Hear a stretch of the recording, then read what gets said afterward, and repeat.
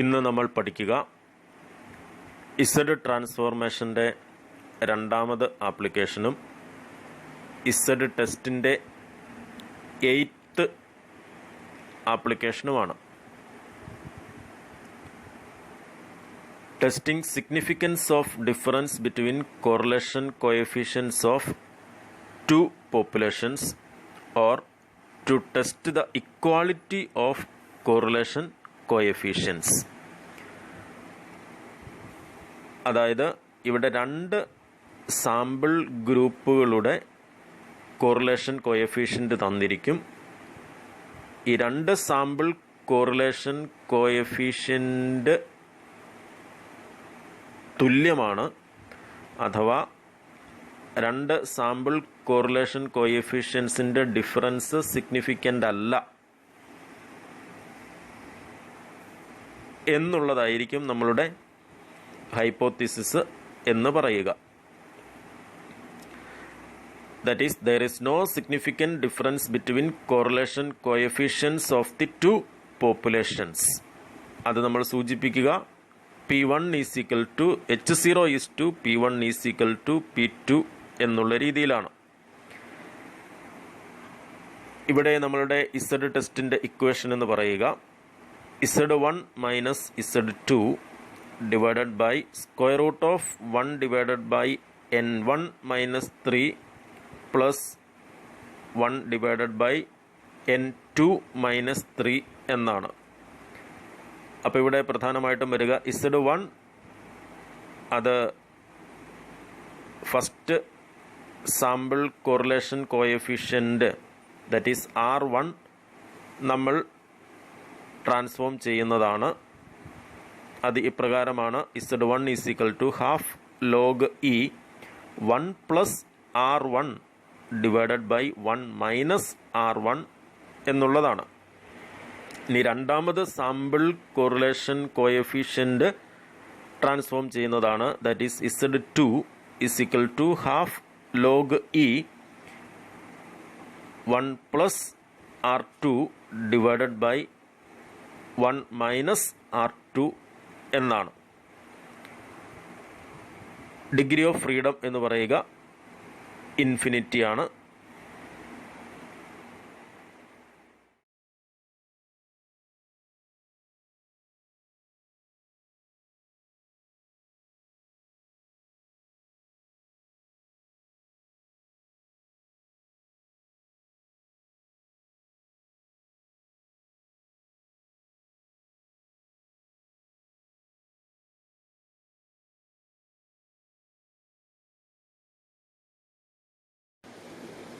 ഇവിടെ നമുക്ക് ക്വസ്റ്റ്യനിൽ തന്നിരിക്കുക രണ്ട് സാമ്പിൾ ഗ്രൂപ്പുകളാണ്.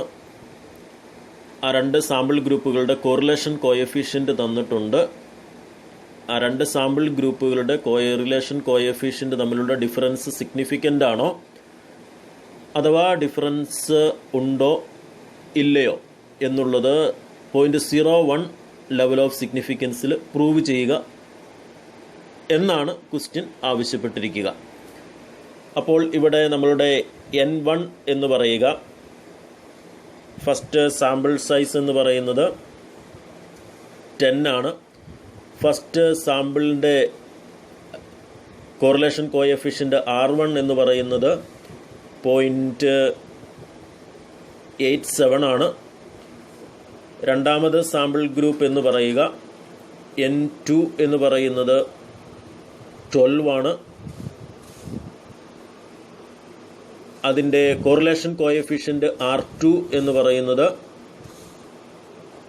0.56 ആണ്. 0.56 ആണ്. തുടർന്ന് നമ്മളുടെ നൾ ഹൈപ്പോത്തീസിസ് നമ്മൾ സെറ്റ് ചെയ്യുന്നു. അതെങ്ങനെയായിരിക്കും? There is no significant difference between the correlation coefficients of the two populations എന്നുള്ളതാണ്. എന്ന് പറയുമ്പോൾ നമുക്ക് H0 is to P1 is equal to P2 എന്നാണ്. അപ്പോൾ അതിൻ്റെ ഓൾട്ടർനേറ്റീവ് ഹൈപ്പോത്തീസിസ് വരിക H1 is to P1 is not equal to P2 എന്നാണ്. അപ്പോൾ ഇതിനാൽ അത് ടു ടൈൽഡ് ടെസ്റ്റ് ആണ് എന്നുള്ള കാര്യവും ഓർക്കുക. ഇനി ഇക്വേഷനിലേക്ക് വരിക. Equation z is equal to z1 minus z2 divided by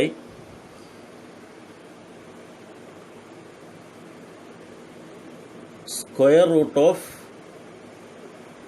1 divided by n1 minus 3 plus 1 divided by n2 minus 3 എന്നാണ്. ഇനി നമ്മളുടെ z transformation first sample correlation coefficient transform ചെയ്യുന്നു. That is z1 is equal to half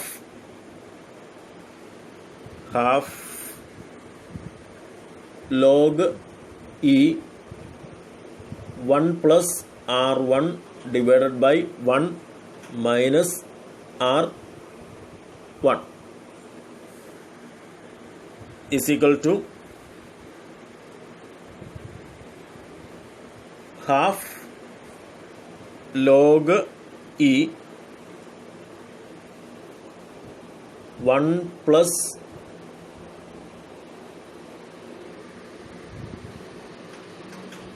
.87 divided by 1 minus 0.87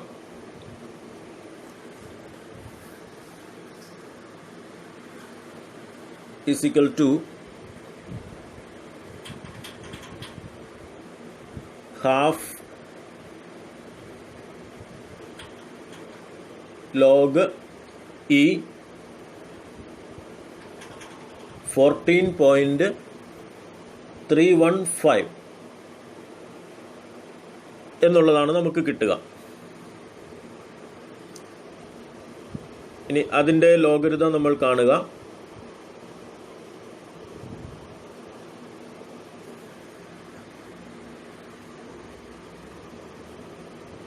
half into 14.315 എന്ന് പറയുമ്പോൾ അതിൻ്റെ logarithm ടേബിളിൽ 14ന്റെ മൂന്നാമത്തെ column എടുക്കുക, അതിൻ്റെ മീൻ ഡിഫറൻസ് ആയ ഒന്നാമത്തെ കോളവും എടുക്കുക. അപ്പോൾ നമുക്ക് കിട്ടുക ഹാഫ് ഇൻറ്റു 14 എന്ന് പറയുന്നത് രണ്ട് സംഖ്യകളാണ് ഉള്ളത് എന്നുള്ളത് കൊണ്ട് അതിൻ്റെ പൂർണ്ണാംശം 1 എഴുതുക, 1 പോയിന്റ്. ഇനി 14ന്റെ മൂന്നാമത്തെ കോളം ഒന്നാമത്തെ മെയിൻ ഡിഫറൻസിൻ്റെ കോളവും എടുക്കുക ലോഗരിതം ടേബിളിൽ.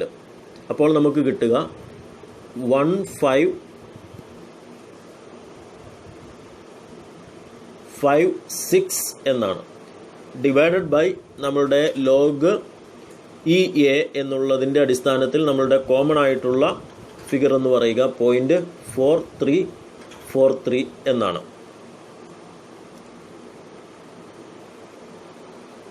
അങ്ങനെ ഹാഫ് ഇൻറ്റു 1.1556 ഡിവൈഡ് ബൈ 0.4343 എന്നുള്ളതിൻ്റെ റിസൾട്ട് എന്ന് പറയുക 1.33 ആണ്.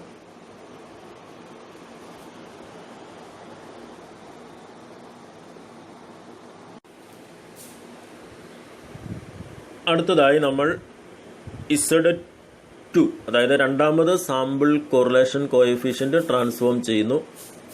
Z2 is equal to half log e 1 plus r2 divided by 1 minus r2 എന്നുള്ളതാണ്.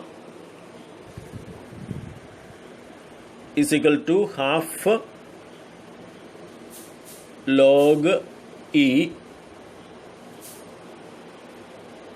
into 1 plus r2 എന്ന് പറയുക 0.56 divided by 1 minus 0.56 is equal to half log e into half log e. അതിൻ്റെ result കിട്ടുക 3.5455 എന്നാണ്.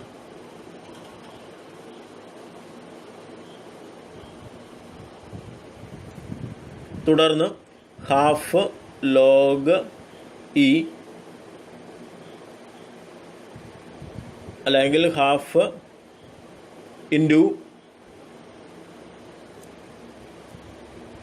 3.5455 logarithm എന്ന് പറയുക. 35 logarithm ടേബിളിൽ 35 4ാമത് കോളത്തിൽ മീൻ ഡിഫറൻസ് 5ാമത് കോളവും കൂടി എടുക്കുക.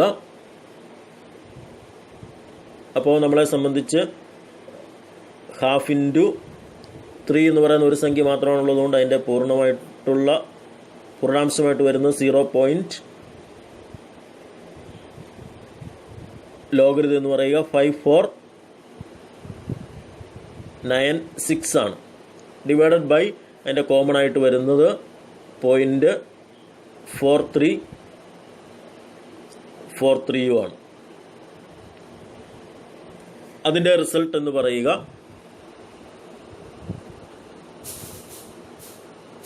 0.633 ആണ്.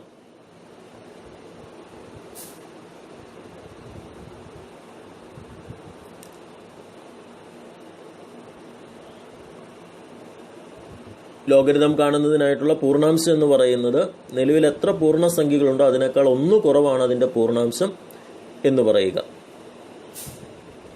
ആ ലോഗരിതം ടേബിളിൽ അതിൻ്റെ താഴെ അതുമായി ബന്ധപ്പെട്ട കാര്യങ്ങൾ നൽകിയിട്ടുമുണ്ട്.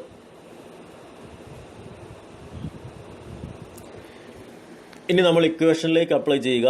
Z ഈസ് ഈക്വൽ ടു നമ്മളുടെ Z1 എന്ന് പറയുന്നത് 1.33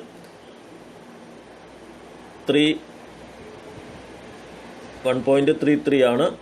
മൈനസ് അതിൻ്റെ Z2 എന്ന് പറയുന്നത് നമ്മൾ കാൽക്കുലേറ്റ് ചെയ്തു 0.6333 ആണ്.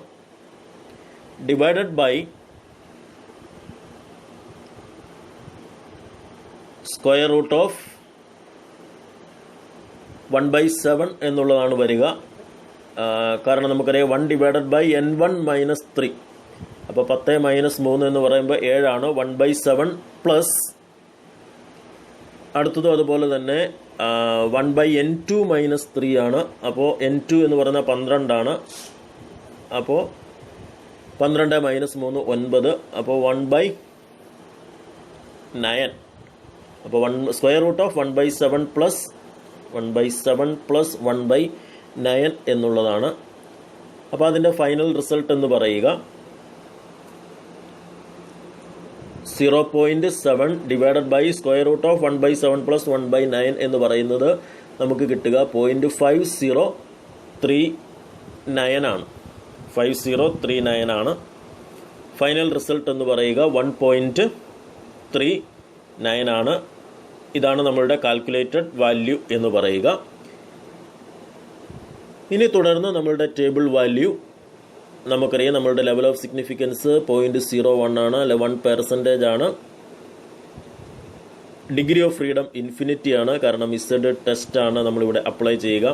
അപ്പോൾ അതിൻ്റെ ടേബിൾ വാല്യൂ എന്ന് പറയുന്നത് 2 ടൈൽഡ് ടെസ്റ്റുമാണ്. ടേബിൾ വാല്യൂ എന്ന് പറയുക 2.576 ആണ്. അപ്പോൾ calculated value is less than table value. We accept the null hypothesis, that is H0 is to P1 is equal to P2 എന്ന് പറയുമ്പോൾ നമ്മുടെ കൺക്ലൂഷൻ എന്ന് പറയുക there is no significant difference between the two sample correlation coefficients. അപ്പോൾ ഇവിടുത്തെ 2 sample ഗ്രൂപ്പുകളുടെയും correlation കോഎഫിഷ്യൻറ്റുകൾ തമ്മിൽ difference ഇല്ല എന്നുള്ളതാണ്.